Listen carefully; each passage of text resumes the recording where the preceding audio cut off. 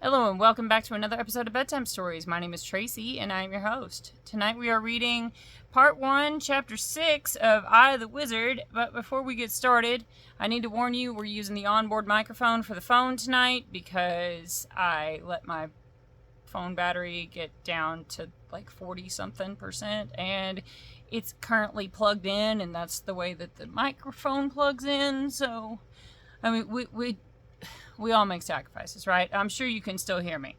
I'm sure it sounds acceptable. It'll be fine. You'll be fine. Everything will be fine. This one turns 13 on Monday, on August 10th, and I love him very, very much, and I can't wait to hug him. It will be very nice. Every hug from him is wonderful. But, the very best one is always the next one. Because I just love to hug him. Anyway, love all my kids. That one's my baby, though. Before we get started, I need to ask you a series of very serious queries. Suck back to these tears real quick. Have you gone pee in the potty yet? I did. Have you brushed your teeth? I did. Have you got your water next to the bed? I do. Have you done your stretches? I did. Oh my goodness. So, and I know you did too, because you remembered all those questions beforehand, didn't you? Great job. Excellent work. I'm very impressed. Very proud of you. You were doing so good. And even if you didn't do all those things before I got started, you paused the video. You took care of it, didn't you? Because you are on top of it, and you are worth the effort to take care of. Okay, so Chapter 6 of Part 1. Shall we begin? We shall.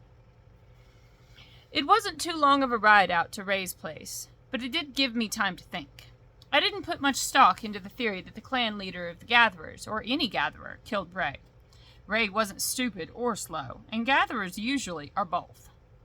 Crafty, yes, but none too bright. There was no way he would have let someone like that get that close to him. Ray's house was a quaint cottage, and bigger than I remembered. It was a typical country cottage, made of firm wooden planks and stone, clear glass windows, a thatch roof, and a couple of empty herb boxes out front. I hitched my horse, grabbed my gear and staff, and knocked on the door. I waited a couple of minutes and knocked again. Since there was no answer, or smoke coming from the chimney, I figured that Ray's woman had packed up and left, probably gone back to the band of gatherers she was from. I let myself in and dropped my stuff by the door. The inside was way too feminine for Ray. It was way too clean, neat, and orderly. You could definitely tell he had a woman here. I went around looking at the flower pots and candles placed about.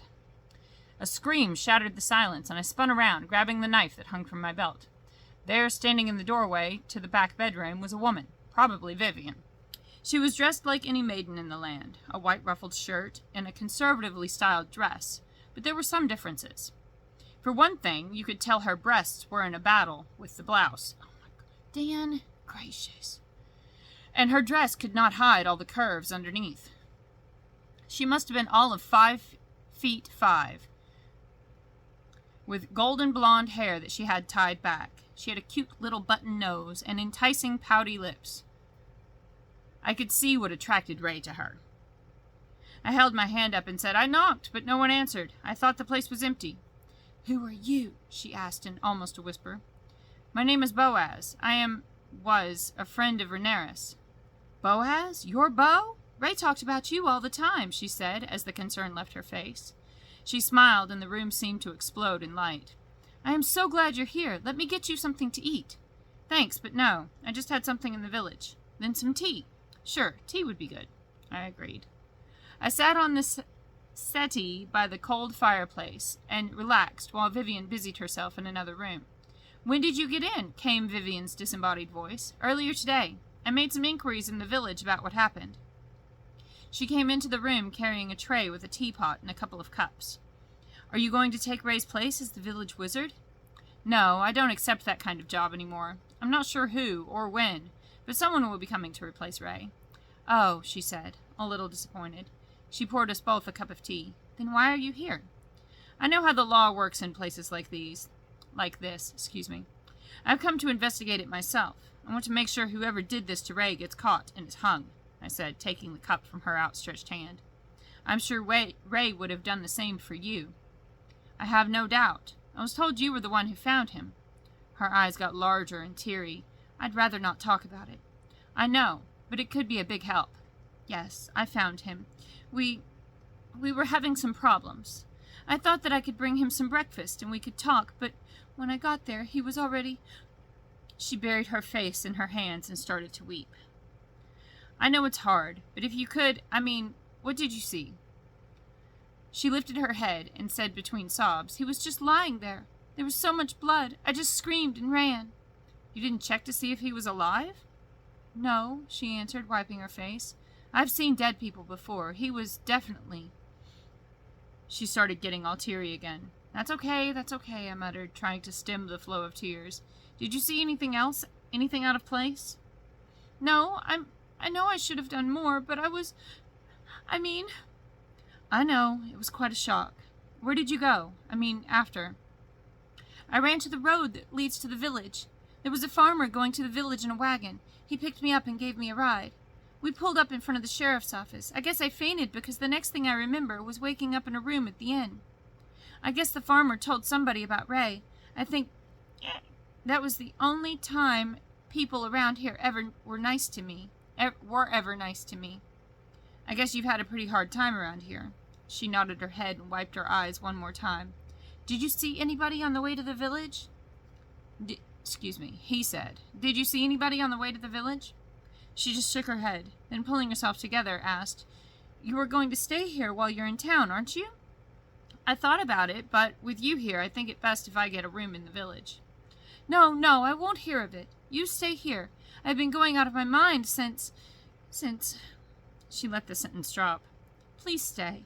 I'll get my belongings out of the big bedroom. You can sleep there. No, don't. I'll stay, but I'll stay in the back room. That's where I slept when Ray moved here. That'll be fine for me now. Don't be silly. I don't mind. Maybe you don't, but I do. The spare room will be fine, I said, and I finished the tea.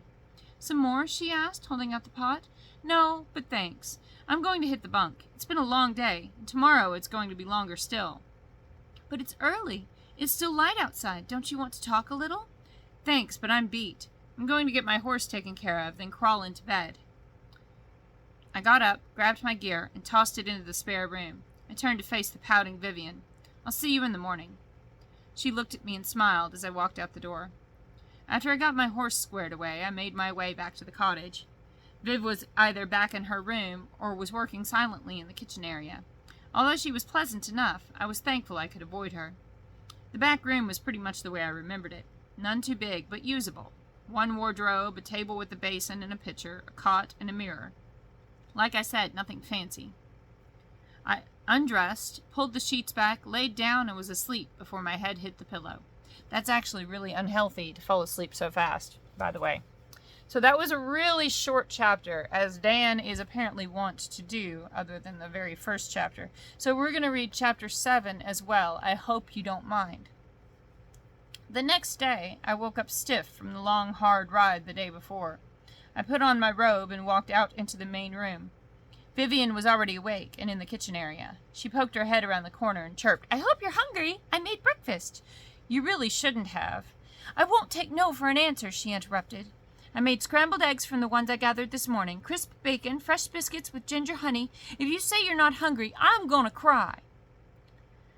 I hadn't been here a full 12 hours, and she knew all the right buttons to push. Sure, I'd love breakfast, I said, putting on my best fake smile. Just as I sat down at the table, Vivian put a full plate in front of me. She went back into the kitchen area and made one for herself.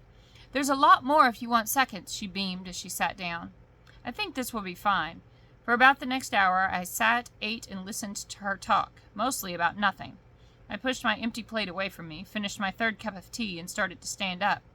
You're not done, are you? Yeah, I gotta get going.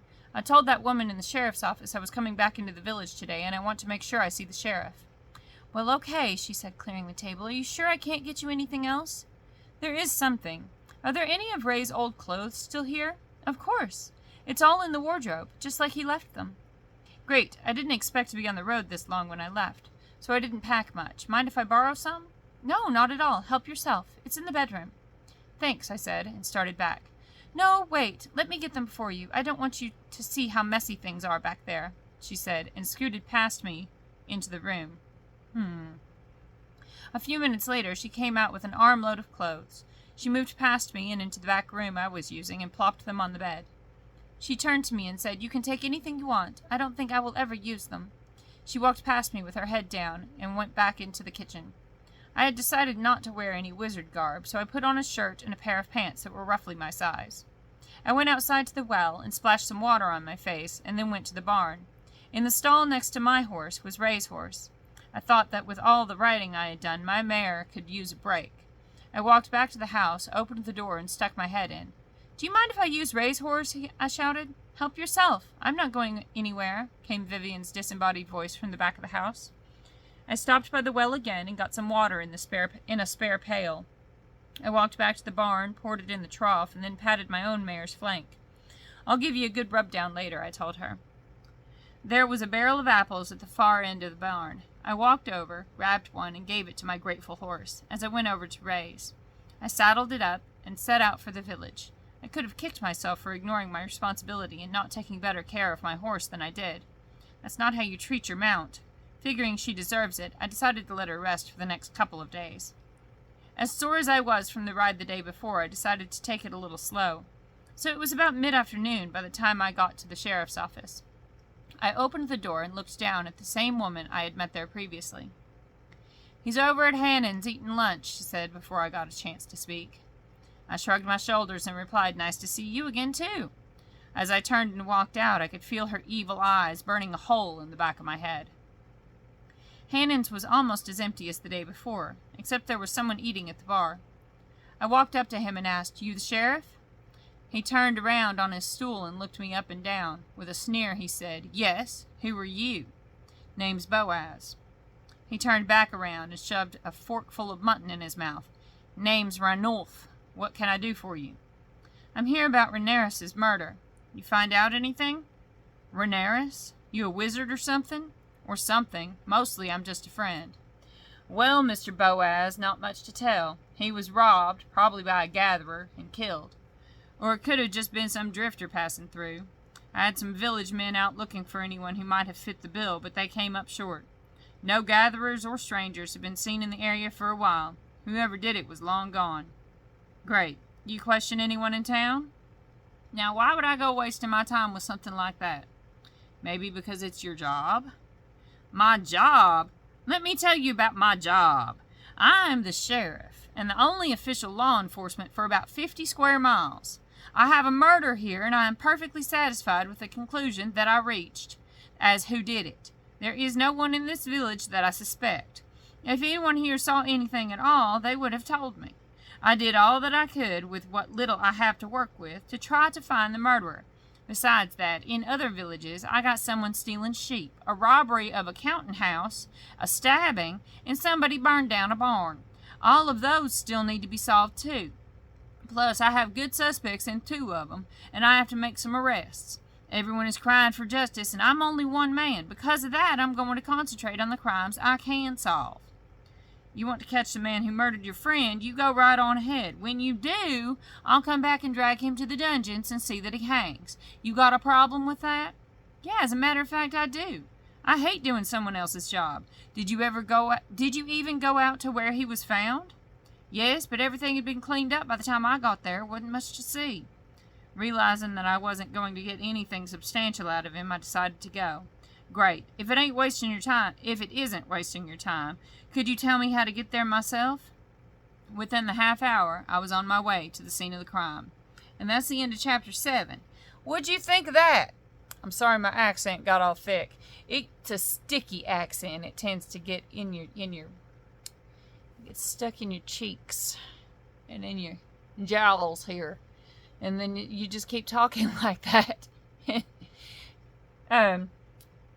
Yeah. Anyway, I love you. Good night. Sleep tight. Don't let the bedbugs bite. And if they do, I hope that you will defend yourself and bite them back. I love you so much. Good night.